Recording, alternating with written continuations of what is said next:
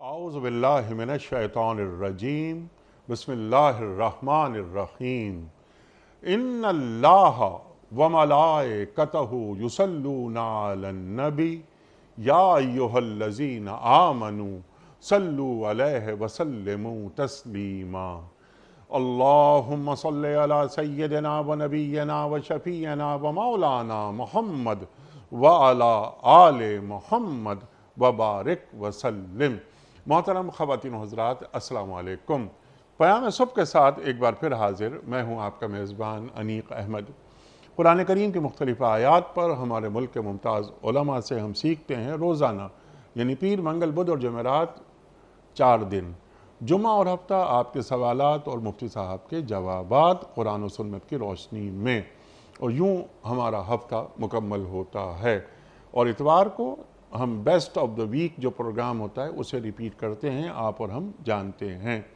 خواتین و حضرات، اپنے علماء کے ہم بڑے شکر گزار کہ وہ تشریف لاتے ہیں اور قرآن کریم کی مختلف آیات کو ہمارے سامنے بہت آسانی کے ساتھ ہمیں سمجھا دیتے ہیں، آیات کے معنی مفاہیم بالکل واضح کر دیتے ہیں۔ آج کی جو آیات ہیں وہ سورہ آل عمران کی آیات 104 اور 105 ہیں۔ خواتین و حضرات، ان دونوں آیات میں اللہ تعالیٰ کیا فرما رہا ہے امت محمدیہ صلی اللہ علیہ وآلہ وسلم سے؟ اللہ کیا فرما رہا ہے کہ تم لوگوں میں سے ایک جماعت ایسی ہونی چاہیے، کچھ لوگ ایسے ضرور ہونے چاہیے کہ جو نیکی کی طرف بلائیں، دعوت الی الخیر دیں، نیکی کا حکم دیں، برائی سے روکیں۔ جو لوگ یہ کام کریں گے وہ فلاح پائیں گے۔ پہلی آیت میں بات یہاں تک چلی۔ اب سوالات ہم کچھ اٹھائیں گے کہ یہاں امت میں سے کچھ لوگ ہوں گے، ان لوگوں کا، اس گروہ کا انتخاب کون کرے گا؟ یا جس کی جو مرضی وہ دعوت الی الخیر اور امر بالمعروف و نہی عن المنکر اس کا آغاز کر دیں گے؟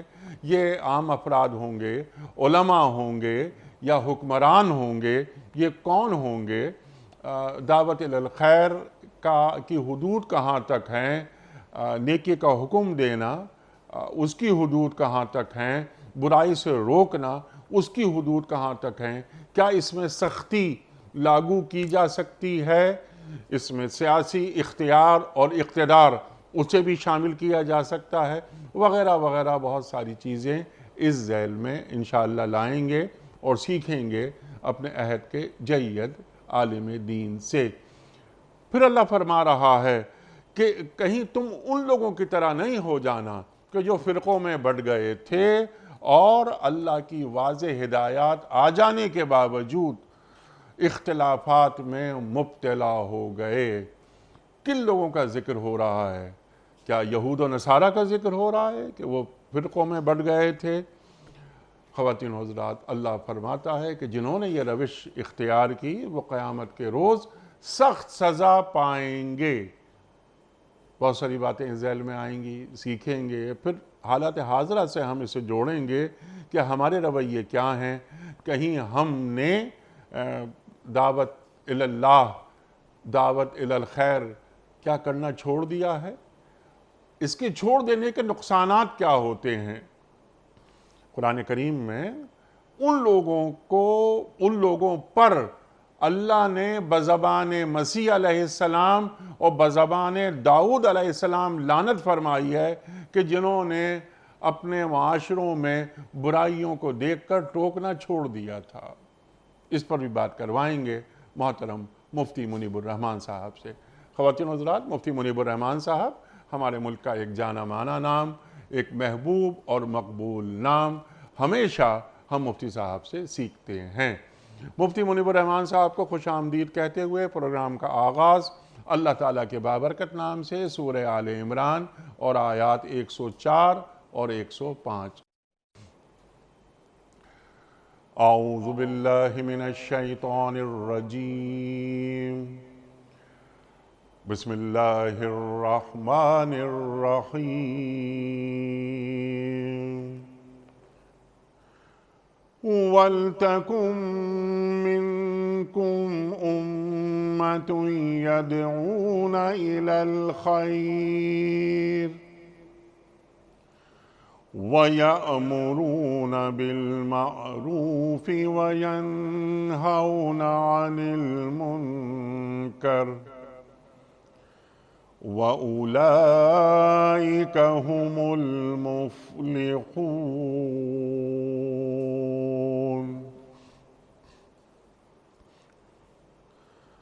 ولا تكونوا كالذين تفرقوا واختلفوا من بعد ما جاءهم البينات وأولئك لهم عذاب عظيم صدق اللہ العظیم۔ تم میں کچھ لوگ تو ایسے ضرور ہونے چاہیے جو نیکی کی طرف بلائیں، بھلائی کا حکم دیں اور برائیوں سے روکتے رہیں۔ جو لوگ یہ کام کریں گے وہی فلاح پائیں گے۔ کہیں تم ان لوگوں کی طرح نہیں ہو جانا جو فرقوں میں بڑھ گئے اور کھلی کھلی واضح ہدایات پانے کے بعد پھر اختلافات میں مبتلا ہوئے۔ جنہوں نے یہ روش اختیار کی وہ اس روز سخت عذاب پائیں گے۔ صدق اللہ العظیم۔ محترم مفتی منیب الرحمان صاحب کی خدمت میں اس سے پہلے کہ ہم رکھیں آج کے پروگرام کے حوالے سے پہلا سوال، کل کے پوچھے گئے سوال کا درست جواب اور آج کا سوال۔ کل کا سوال ہمارا یہ تھا کہ جنگ احد میں شہداء کی تعداد کتنی تھی؟ درست جواب 70۔ آج کا سوال ملاحظہ فرمائیے، امیر المومنین حضرت عثمان غنی رضی اللہ تعالی عنہ شہادت کے وقت کس سورت کی تلاوت فرما رہے تھے؟ سورہ بقرہ، سورہ ناس یا سورہ واقعہ؟ جو درست جواب آپ سمجھتے ہوں روانہ فرمائیے۔ ہمارے فون نمبرز ہیں 0092213452709۔ ہمارا دوسرا فون نمبر ہے 009221343000980۔ ہمارا ای میل ایڈریس ps@duniatv.tv۔ ہمارا SMS کا نمبر 3031 اور ہمارا واٹس ایپ کا نمبر ہے 00923258250194۔ حضرت ارشاد فرمائیے کہ یہ 104 پہلے اس آیت پہ ہم بات کرواتے ہیں آپ سے۔ امت میں ایک جماعت ایسی ضرور ہونی چاہیے، ایک تو دعوت الی الخیر، امر بالمعروف والنہی عن المنکر، ان تینوں کو ذرا سا واضح کیجئے۔ کچھ سوالات میں نے رکھے تھے انٹرو میں، ارشاد۔ بسم اللہ الرحمن الرحیم، نحمدہ ونصلی ونسلم علی رسولہ الکریم سیدنا و مولانا محمد وعلی آلہ وصحبہ اجمعین۔ انیق احمد صاحب، ان آیات مبارکہ میں جس مضمون کی طرف متوجہ فرمایا گیا ہے وہ دراصل نبوی مشن ہے، اس لیے کہ خاتم النبیین سیدنا محمد الرسول اللہ صلی اللہ علیہ وآلہ وسلم کی تشریف آوری سے پہلے جب ایک نبی کے وصال فرمانے کے بعد درمیانی دور میں ان کی امت تعلیمات الہیہ کو فراموش کر دیتی، نظر انداز کر دیتی، تو ان کے احیاء کے لیے، تجدید کے لیے اللہ تبارک و تعالی دوسرا نبی مبعوث فرماتا اور ختم المرسلین صلی اللہ علیہ وآلہ وسلم کی بعثت مبارکہ تک یہ سنت الہیہ جاری و ساری رہی۔ جیسا کہ آپ صلی اللہ علیہ وآلہ وسلم نے فرمایا کانت بنو اسرائیل تسوسہم الانبیاء کلما ہلک نبی خلفہ نبی الا اللہ یکون بعدی نبی، کہ مجھ سے پہلے بنی اسرائیل کے نظم اجتماعی کے معاملات کی تدبیر یا سیاست کاری انبیاء کرام انجام دیتے تھے۔ جب ایک نبی وصال فرما لیتا تو پھر دوسرا نبی آتا، مگر اب میرے بعد کوئی نبی نہیں آئے گا، سیکون خلفاء۔ اسی طرح سے آپ صلی اللہ علیہ وآلہ وسلم نے حجۃ الوداع کے موقع پر جب آپ نے آخری وصایا اور احکام خطبہ حجۃ الوداع میں جاری فرمائے تو پھر آپ نے حاضرین سے، جو 1,00,000 سے زائد صحابہ کرام رضی اللہ عنہم موجود تھے، آپ نے ان سے پوچھا کہ الا هل بلغت، سنو کیا میں نے اللہ تبارک و تعالیٰ کے پیغام ہدایت کو، پیغام وحی کو، اس کے دین کی تعلیمات کو تم تک بلا کم و کاست پہنچا نہیں دیا؟ تو سب نے اقرار کیا یک زبان ہو کر، بلا یا رسول اللہ، جی ہاں اللہ کے رسول، آپ نے یقیناً تبلیغ دین کا فریضہ بکمال و تمام انجام دے دیا ہے۔ تو پھر آپ نے فرمایا کہ فَلْيُبَلِّغِ الشَّاهِدُ الْغَائِبَ، پس تم پر جو آج یہاں پر موجود ہیں ان پر لازم ہے کہ اس پیغام ہدایت کو ان تک پہنچا دیں جو آج یہاں پر موجود نہیں ہیں۔ یہ بھی فرمایا کہ بلغوا عنی ولو آیا، اگر ایک آیت بھی تم تک پہنچی ہے تو اسے بھی تم نے آگے ٹرانسمٹ کرنا ہے، کمیونیکیٹ کرنا ہے، ابلاغ کرنا ہے اور پہنچا دینا ہے۔ لیکن یہ پہنچانا ذمہ داری کے ساتھ ہوگا، اس میں ذرہ بھر کسی بھول چوک کی کوئی گنجائش نہیں ہے۔ فرمایا کہ من کذب علی متعمدا فلیتبوأ مقعدہ من النار، من قال فی القرآن برأیہ فلیتبوأ مقعدہ من النار، من یقل ما لم اقل فلیتبوأ مقعدہ من النار۔ پھر آپ نے کہا کہ لعنتہ الملائکہ، کہ جس نے مجھ پر جھوٹ بولا، میری طرف جھوٹی بات منسوب کی، تو اپنا ٹھکانہ جہنم بنا لے۔ جس نے میرے بارے میں ایسی بات کی منسوب کر کے جو میں نے نہیں کہی، تو وہ اپنا ٹھکانہ جہنم بنا لے۔ جس نے قرآن کی کوئی تفسیر یا تشریح اپنی رائے سے بیان کی، تعلیمات نبوت اور احادیث نبوت سے ہٹ کر، تو اپنا ٹھکانہ جہنم بنا لے۔ اور یہ بھی فرمایا کہ اس پر اللہ کے فرشتے جو ہیں ان کی لعنت فرمائیں گے۔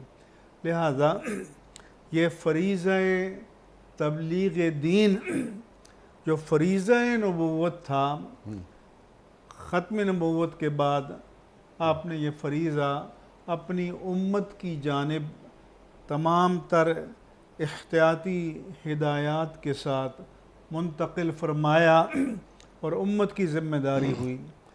بلکہ یہاں تک حدیث میں فرمایا کہ ان اللہ یبعث لہذہ الامہ علی رأس کل 100 سنہ من یجدد لہا دینہا، کہ اللہ تبارک و تعالی ہر صدی کے سرے پر اس امت میں ایک ایسی شخصیت کو مبعوث کرے گا جو تجدید دین کا فریضہ انجام دے گا، یعنی اگر لوگوں نے دین کی تعلیمات میں بدعت ایجاد کر لی ہوں، مسخ کر دیا ہو، تحریف کر دی ہو، تو پھر وہ مجدد جو ہے وہ آئے گا اور دین کو از سر نو نکھار کر مجلہ، مصفہ اور مزکہ کر کے اپنی اصلی شکل میں لوگوں کے سامنے پیش کرے گا۔ لہذا یہ اس امت کی اجتماعی ذمہ داری قرار پائی، جسے ہم فرض کفایہ سے تعبیر کرتے ہیں کہ وَلْتَكُمْ مِنْكُمْ أُمَّةٌ، کہ تم میں سے ایک گروہ ایسا ہونا چاہیے۔ بعض مفسرین نے کہا کہ من بیانیہ ہے، یعنی یہ پوری امت کی ذمہ داری ہے بحیثیت مجموعی یا اصولی طور پر، اور بعض نے کہا کہ تبعیضیہ ہے کہ بحیثیت مجموعی اوورال پوری امت کی ذمہ داری ہے، لیکن ظاہر ہے کہ اس ذمہ داری کو ادا وہی کریں گے جو اس کے اہل ہیں اور جو اس ذمہ داری کو نبھانے کی صلاحیت رکھتے ہیں۔ سو یہ امت مسلمہ کا امتیاز بھی ہے، اختصاص بھی ہے، فضیلت بھی ہے اور افضلیت بھی ہے، جو اللہ تبارک و تعالیٰ نے یہاں بیان فرمایا کہ وَلْتَكُمْ مِنْكُمْ أُمَّةٌ يَدْعُونَ إِلَى الْخَيْرِ۔ پھر یہ بھی فرمایا علماء نے کہ امت کے معنی یہ ہیں کہ وہ گروہ جو کسی نبی کی تعلیمات پر مقصدیت کے ساتھ جمع ہو، جسے ہم دین بھی کہتے ہیں، ملت بھی کہتے ہیں، اسلام بھی کہتے ہیں، کہ وہ گروہ اکٹھا ہو اور اس ذمہ داری کو قبول کرے، پھر اس ذمہ داری کو ادا کرے۔ تو اس میں تین باتیں فرمائیں کہ یدعون الی الخیر، یأمرون بالمعروف وینہون عن المنکر۔ تو پہلے تو فرمایا کہ خیر کی دعوت دیں۔ میں سمجھتا ہوں کہ اگلے جو دو کلمات ہیں وہ اس خیر کی تفسیر ہے کہ دعوت خیر کیا ہوگی۔ خیر کی طرف جو بلایا جائے گا تو وہ کیا ہوگا؟ کیوں؟ اس لیے کہ جو خیر کی تعلیمات ہمیں دی گئی ہیں اس میں کچھ کرنے کے کام ہیں اور کچھ ایسے کام ہیں کہ جن سے بچ کر رہنا ہے، اجتناب کرنا ہے، اور یا یوں کہیں کہ کچھ مامورات ہیں جو فرائض ہیں، واجبات ہیں، سنن ہیں، اور کچھ منہیات ہیں، پروہیبیشنز ہیں۔ تو ان میں محرمات ہیں، پھر محرمات کے اپنے درجات ہیں۔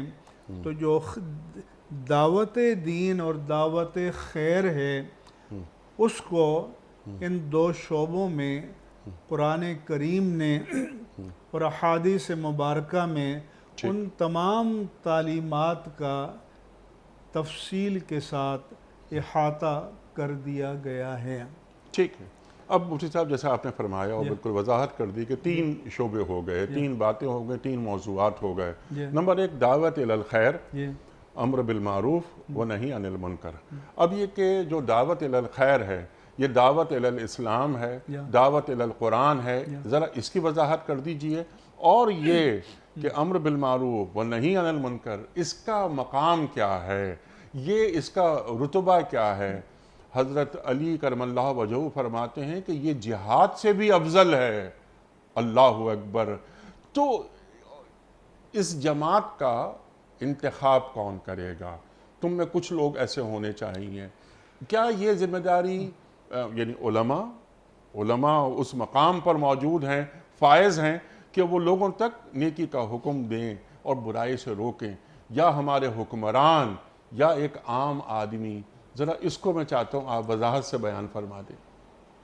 حنیف احمد صاحب، ایک تو یہ ہے کہ قرآن کریم میں سورہ توبہ میں اللہ نے فرمایا کہ وما کان المؤمنون لینفروا کافہ، کہ یہ تو نہیں ہو سکتا کہ سارے کے سارے مومن اپنی معیشت کو، صنعت کو، تجارت کو، حرفت کو، جی زراعت کو، روزگار کو، ملازمت کو چھوڑ کر سارے کے سارے دین کے لیے نکل کھڑے ہوں، ٹھیک کیونکہ بقائے حیات انسانی کے لیے یہ تمام شعبے بھی اپنی اپنی جگہ ضرورت ہیں اور فرض کفایہ ہیں۔ ٹھیک پھر اللہ تعالیٰ نے فرمایا کہ فلولا نفر من کل فرقۃ منہم طائفہ جی لیتفقہوا فی الدین، تو ایسا کیوں نہیں ہو جاتا کہ ہر گروہ میں سے ہر قبیلہ، ہر برادری، ہر علاقہ،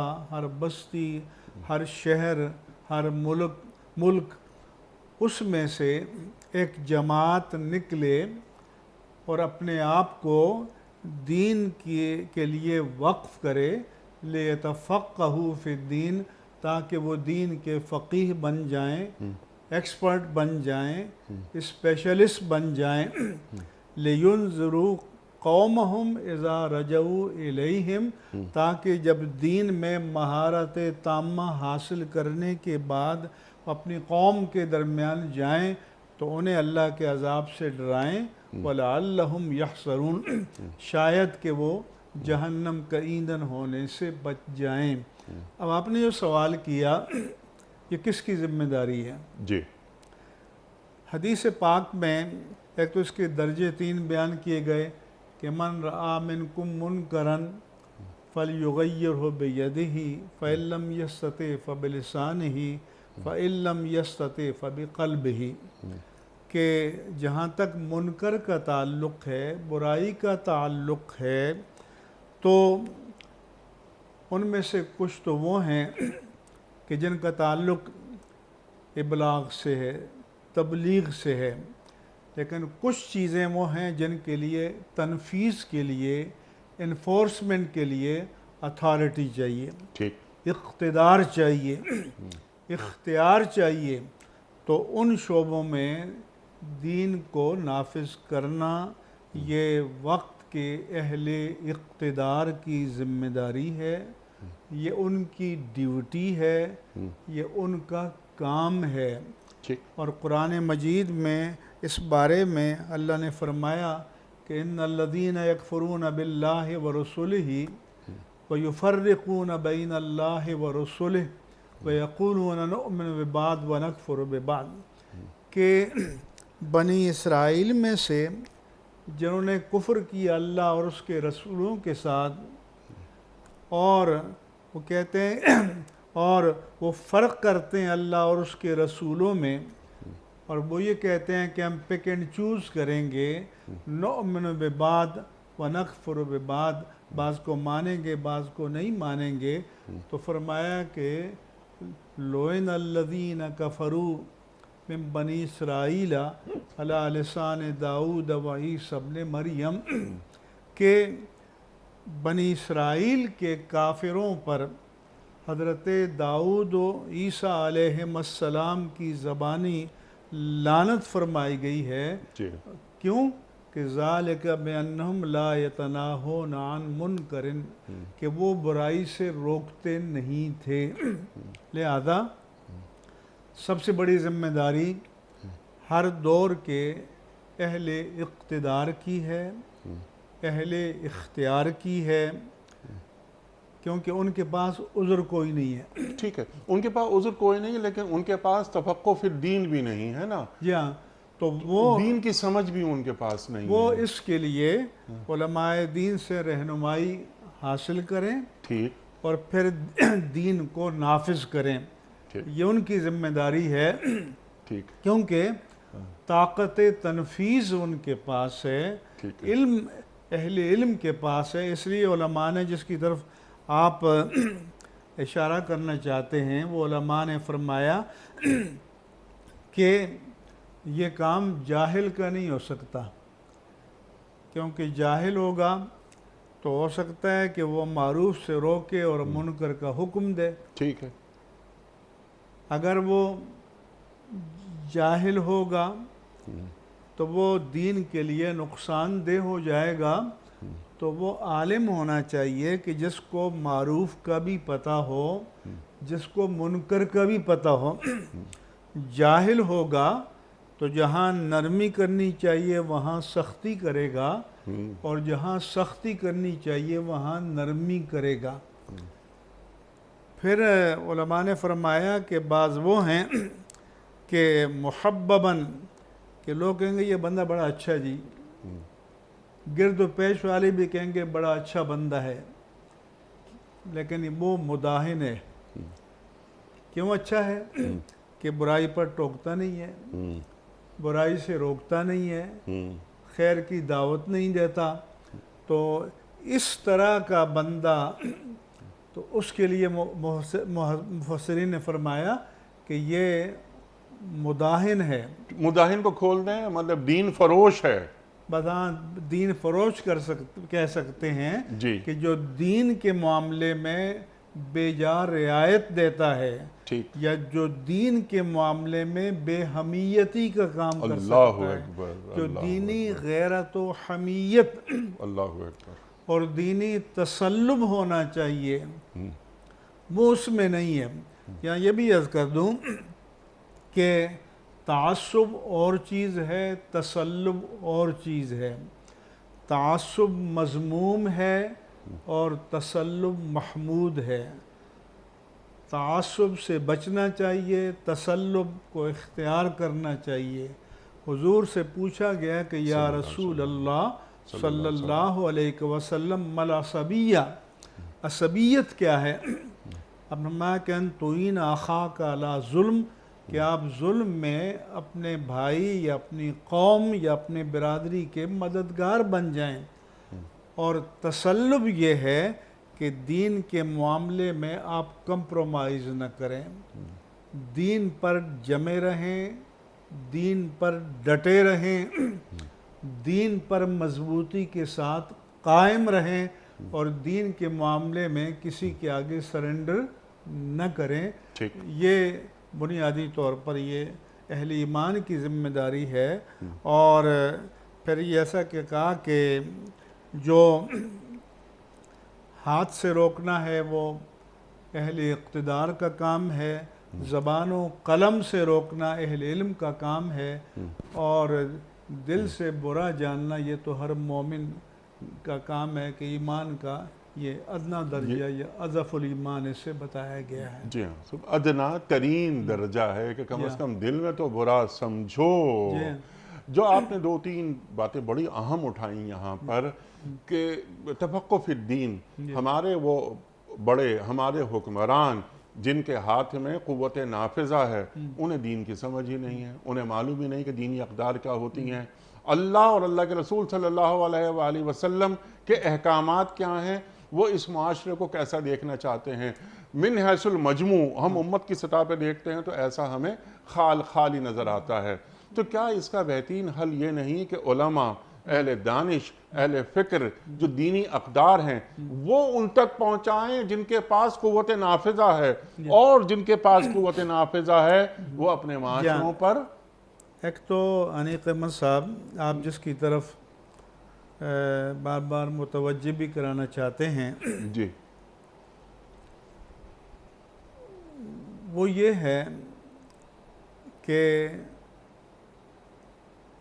علماء کی ذمہ داری کیا ہے، اہل اقتدار کی ذمہ داری کیا ہے.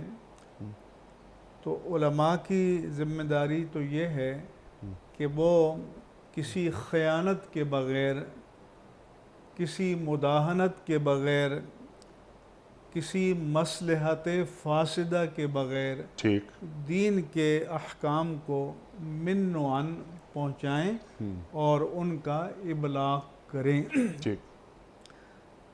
اور دین کی حجت قائم کریں، اپنے معاشرے پر بھی، گرد و پیش بھی، اور وقت کے اہل اقتدار پر بھی یہ حجت قائم کریں، تاکہ کل اللہ تعالیٰ کی عدالت میں ان کے لیے کوئی عذر باقی نہ رہے.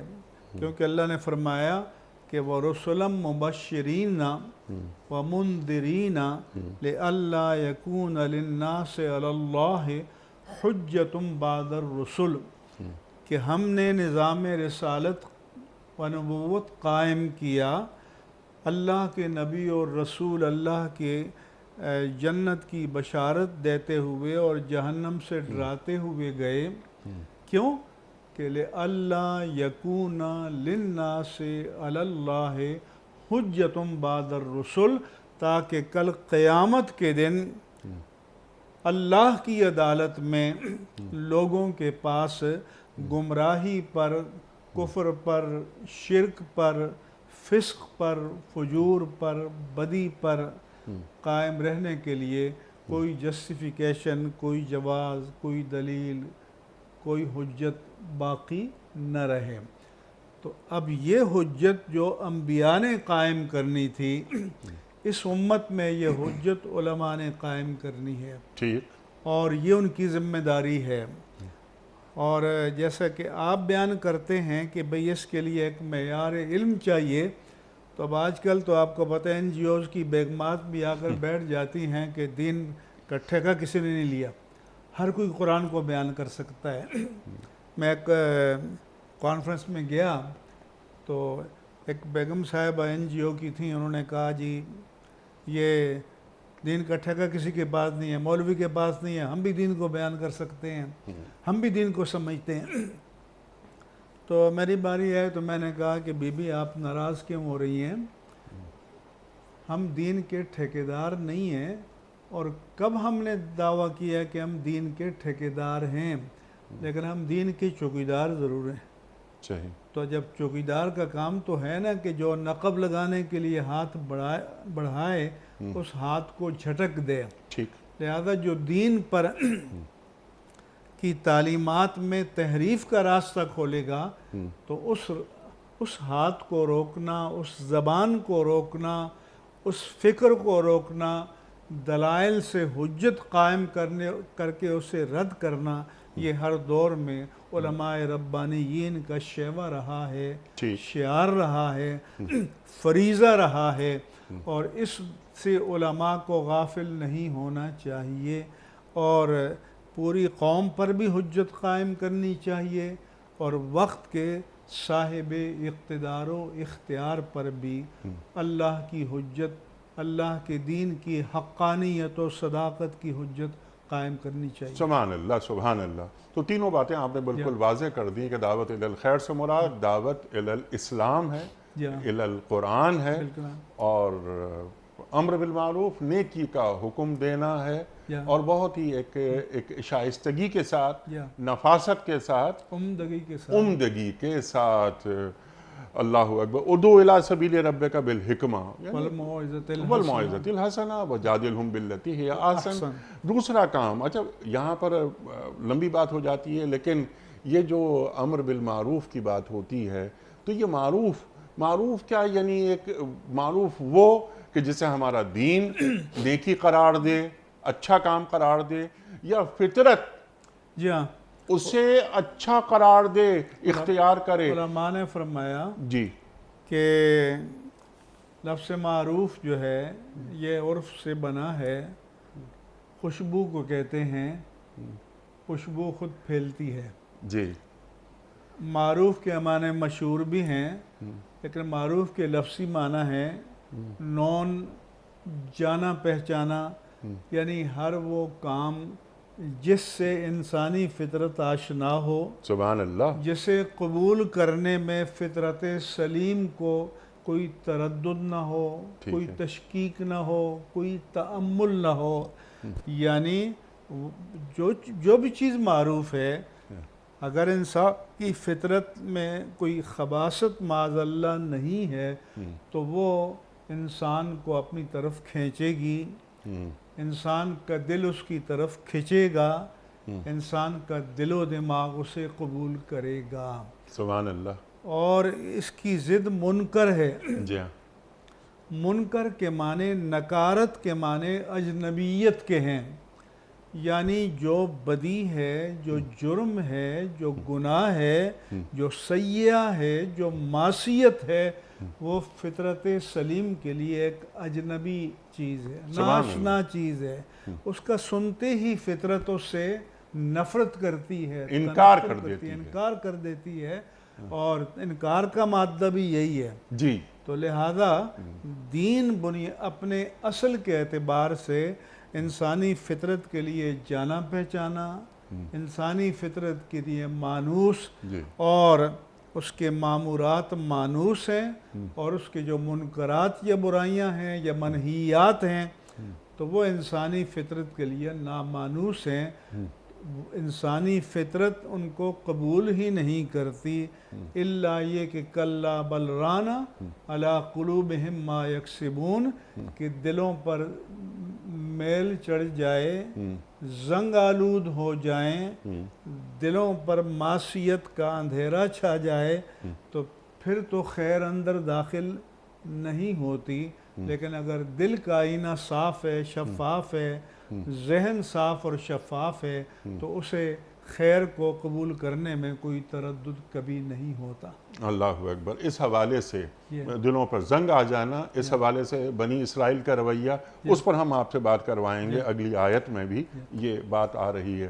لیکن ایک سوال ذہن میں آتا ہے کہ یہ یدعون الی الخیر، یامرون بالمعروف اور ینہون عن المنکر جو قرآن کریم فرما رہا ہے، ان کا مقام آپ نے واضح کر دیا، ان کی اہمیت، ان کا مرتبہ، لیکن من حیث الامہ ہم یہ دیکھتے ہیں کہ ذرا اس پر توجہ کچھ کم ہو گئی ہے۔ کام ہو تو رہا ہے، جب دعوت الی الخیر پر توجہ کم ہو جاتی ہے، امر بالمعروف پر توجہ کم ہو جاتی ہے، اور نہیں عن المنکر پر توجہ کم ہو جاتی ہے، تو معاشرتی نقصانات کیا کیا ہوتے ہیں مفتی صاحب؟ ایک تو میں یہ آپ سے عرض کروں کہ امر بالمعروف سے بھی نہی عن المنکر زیادہ مشکل کام ہے۔ جی، جس پہ توجہ ہی نہیں ہے۔ جی ہاں، حد سے حد نیکی کی باتیں، سچ بولنا چاہیے، پڑوسی کا خیال رکھنا چاہیے، والدین کا ادب کرنا چاہیے، وغیرہ وغیرہ، نہیں عن المنکر، اس پہ توجہ، یہ تو بڑا ایک بہت ہی ایک نازک موضوع ہے۔ آپ مسجد کے دروازے پر کھڑے ہو کر ہم کہیں کہ حی علی الصلاح، حی علی الفلاح، لوگ آؤ نماز کی طرف، جی اور پھر جو سنے اس کا بھی بھلا، جو نہ سنے اس کا بھی بھلا، تو یہ تو کہتے ہیں بڑا اچھا بندہ ہے، چھیڑ چھاڑ نہیں کرتا۔ ٹھیک۔ لیکن جب کسی شراب خانے کے دروازے پر، کسی جوا خانے کے دروازے پر، کسی قہوہ خانے کے دروازے پر، کسی رشوت و بدعنوانی کے مرکز پر جا کر آپ کسی کا ہاتھ روکیں، ٹھیک تو یہ مشکل کام ہے، ٹھیک۔ اور یہ آج کل کے معاشرے میں لوگوں کو قبول نہیں ہے۔ اور پھر یہ کہیں گے جی کسی نے ٹھیکہ تو نہیں لیا، جی ہر شخص ذمہ دار ہے، ٹھیک۔ ایسا بالکل نہیں ہے۔ اور یہ بنیاد پرست ہیں۔ یا یہ اسلامی جمہوریہ پاکستان میں یا شراب خانے، یا یہ قہوہ خانے، یہ اسلامی جمہوریہ پاکستان، اللہ کہیں گے اکبر۔ یہ تو پرائیویٹ افیئر ہے۔ جی، یہ پرائیویٹ افیئر نہیں ہے، یہ اجتماعی زندگی کی صلاح و فلاح کا مسئلہ ہے۔ سبحان اللہ۔ اور جو اجتماعی زندگی کی صلاح و فلاح کا کام ہوگا تو وہ اجتماع نے مل کر انجام دینا ہے۔ ٹھیک۔ مثلاً اگر کوئی صاحب علم ہے تو اس نے برائی پر ٹوکنا ہے، صدائے احتجاج بلند کرنی ہے، کلمہ حق کہنا ہے، تو پھر معاشرے کے صالح افراد کا بھی فریضہ ہے کہ اس کی پشت پر کھڑے ہوں، بلکہ اس کے سامنے کھڑے ہوں۔ ٹھیک ہے، میرا سوال آپ کی خدمت میں یہ تھا کہ ایسا کام نہ کرنے کے نقصانات معاشرے پر کیا پڑتے ہیں؟ پھر جس زوال، ہم یہ زوال آشنا یا زوال پرست نہیں، معاشرے میں یہ ہم تو زوال آمادہ نظر آتے ہیں۔ جس معاشرے میں یہ کام نہیں ہوگا وہ معاشرہ برائیوں کی آماجگاہ بن جائے گا، اس معاشرے میں شر اور فساد کو فروغ ملے گا، اللہ اکبر۔ اس معاشرے میں مفسدات کو، منکرات کو فروغ ملے گا، اور خیرات و حسنات اور صالحات کا دائرہ محدود ہوتا چلا جائے گا۔ ٹھیک، اور جو بھی صالح معاشرہ ہوتا ہے، ہم یہ نہیں کہتے کہ 100% صالح ہوتا ہے، لیکن اس کا اکثر حصہ ہمیشہ صالح رہتا ہے، صالح ہونا چاہیے، لیکن یہ تب ہوتا ہے کہ معاشرے کے تمام طبقات اپنی اپنی جگہ اپنی ذمہ داری کو ادا کریں، وقت کے ارباب اختیار بھی ادا کریں۔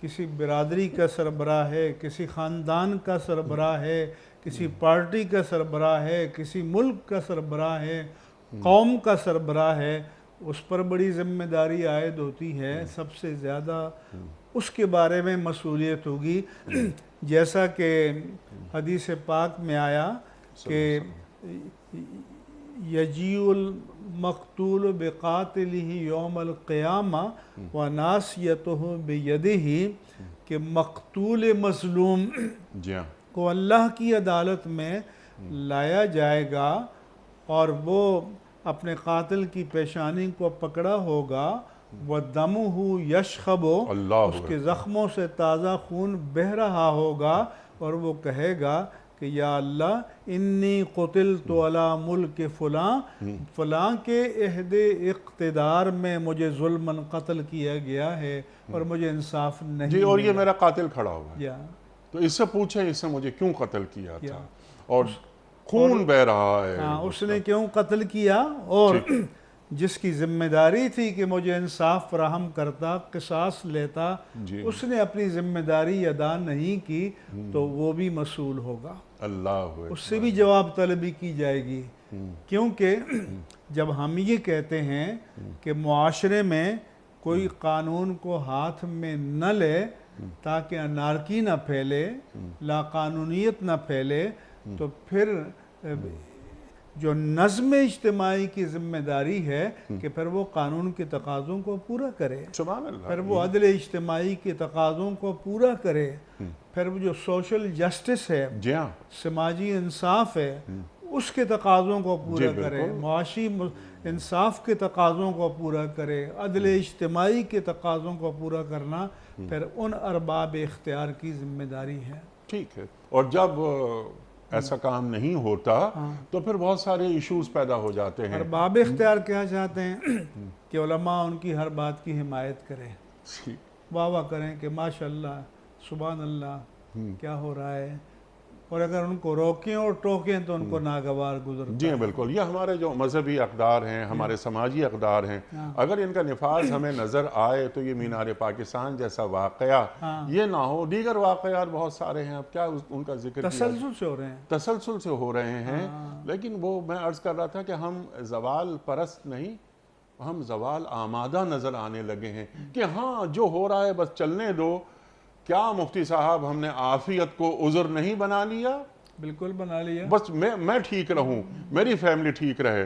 یا ایھا الذین آمنوا، حضرت عمر فاروق رضی اللہ عنہ تو حضرت علی رضی اللہ عنہ نے ایک مسئلے کی جانب انہیں متوجہ فرمایا، تو آپ نے فرمایا کہ لولا علی لہلک عمر، جی ہاں، اگر علی نہ ہوتے تو عمر ہلاک ہو جاتا، یعنی وہ اصلاح کی طرف متوجہ کرنے والے کو اپنا محسن سمجھتے تھے، سبحان اللہ، اور سبحان اللہ۔ آج جو اصلاح کی بات کرے تو لوگ اسے اپنا دشمن سمجھتے ہیں، اہل اقتدار اس کو اپنا مخالف سمجھتے ہیں، اور اسی سے خرابی فروغ پاتی ہے۔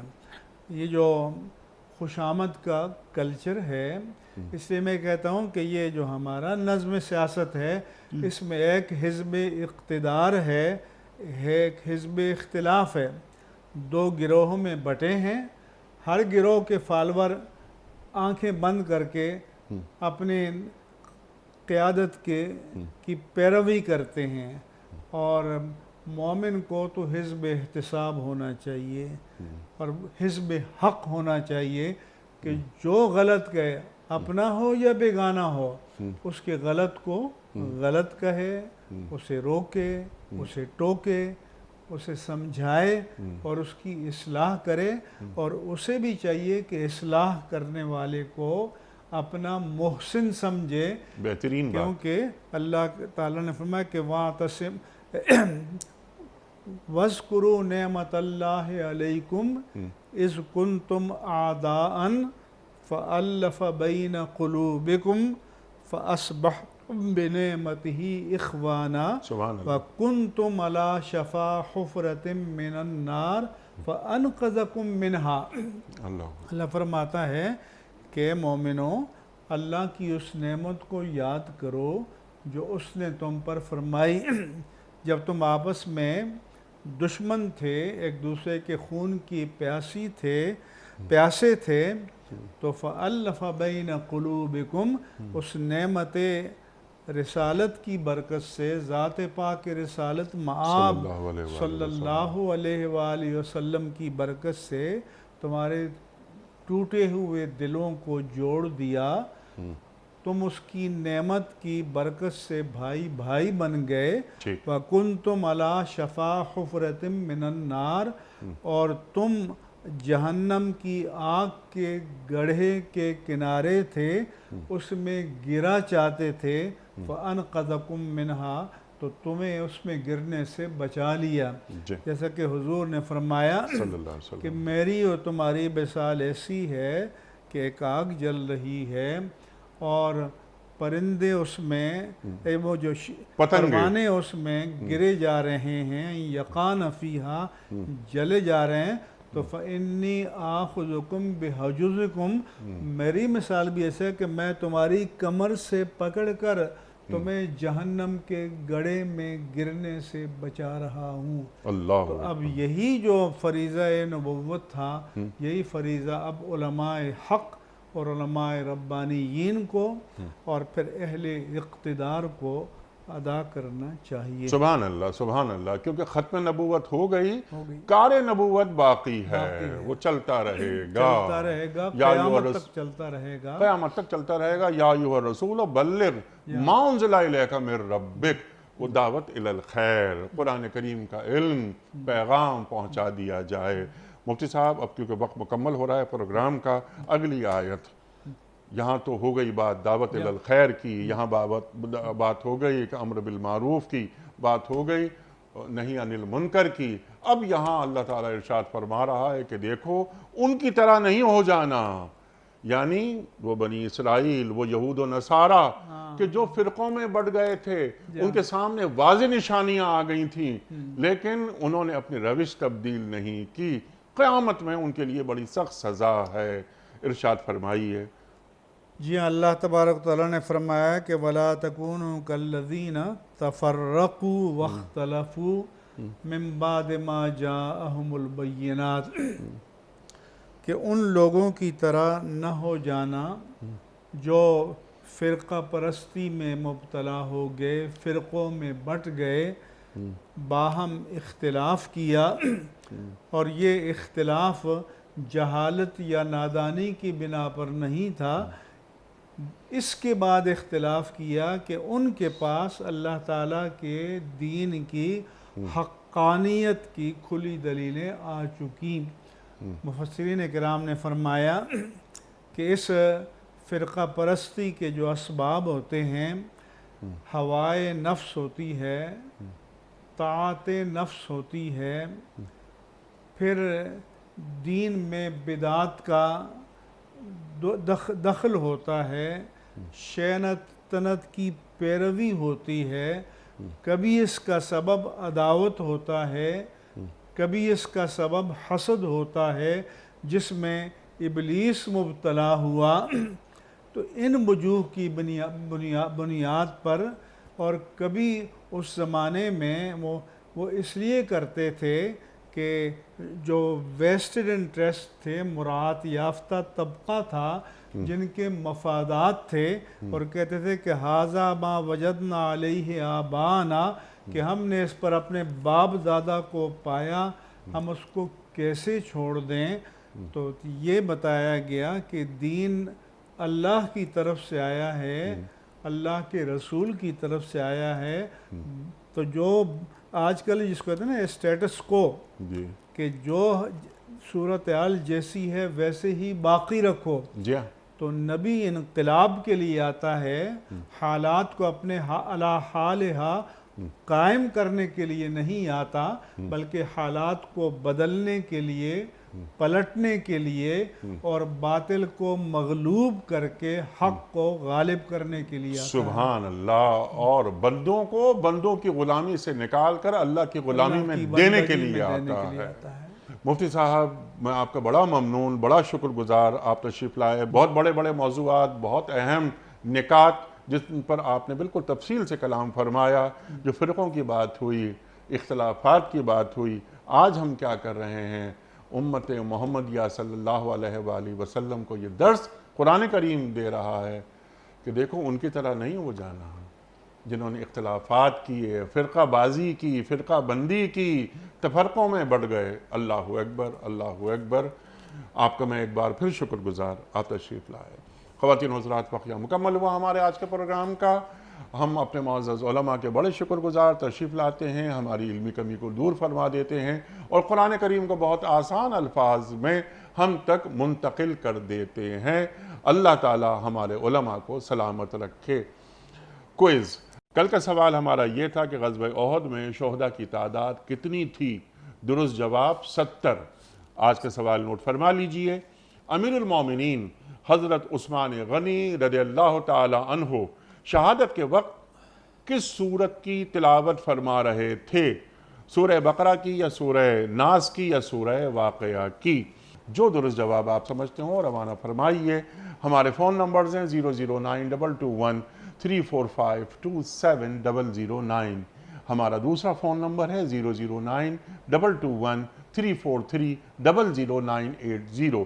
ہمارا ای میل ایڈریس ps@dunyatv.tv، ہمارا SMS کا نمبر 3031 اور ہمارا واٹس ایپ کا نمبر ہے 00923258250194۔ حضرت ایک پرچی نکال کر آپ اعلان فرمائیے گا۔ آج کے ونر کے نام کا اعلان مفتی منیب الرحمان صاحب فرما رہے ہیں، اور آج کے ونر ہیں Aima Bibi, daughter of colonel retired G Anwar Khan Afridi ہیں، شہر اور ان کا تعلق پشاور سے۔ پشاور سے۔ آئمہ بی بی، آپ کی خدمت میں دنیا ٹی وی کی جانب سے دینی کتب پر مشتمل گفٹ ہیمپر آپ کے گھر ہم روانہ کرتے ہوئے بہت خوشی محسوس کر رہے ہیں۔ آپ کو بہت بہت مبارک ہو۔ پروگرام کا اختتام ہوتا ہے روزانہ ایک قول پر، اور وہ قول ہوتا ہے صاحب نہج البلاغہ امیر المومنین حضرت علی مرتضیٰ کرم اللہ وجہہ کا۔ آپ فرماتے ہیں کہ جو شخص خرچ میں اعتدال سے کام لیتا ہے کبھی تنگ دست نہیں ہوتا۔ جو شخص خرچ میں اعتدال سے کام لیتا ہے کبھی تنگ دست نہیں ہوتا۔ سبحان اللہ، سبحان اللہ۔ اپنے میزبان انیق احمد کو کل تک کے لیے اجازت دیجیے۔ خدا حافظ۔